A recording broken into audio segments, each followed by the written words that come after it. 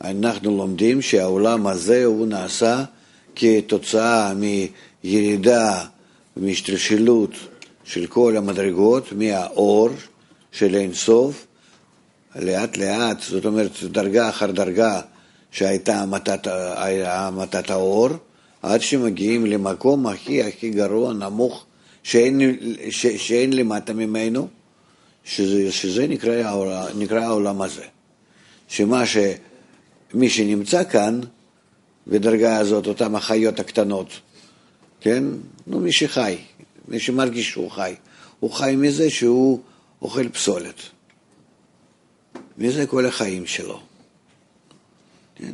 אז יש כאן דומם צמח וחי, מדבר כאלה יצורים שהם ממש בחשיכה, כולם מתקיימים על ידי זה שכל אחד רוצה לגנוב מהשני, לתפוס מהשני, וגם לזה אין להם מספיק כוחות. ממש הצורה אפלה מאוד כזאת. זה העולם הזה. לכן ישנם כאלה שלא חושבים שהוא בחושך.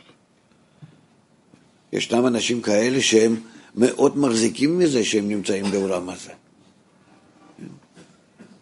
אנחנו גם כן נמצאים באיזה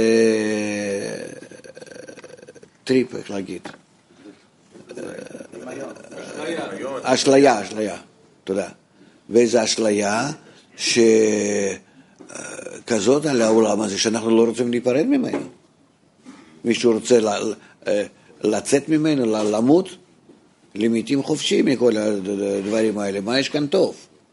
אנחנו מקללים את החיים שלנו כאן, אבל לא רוצים להיפרד מזה.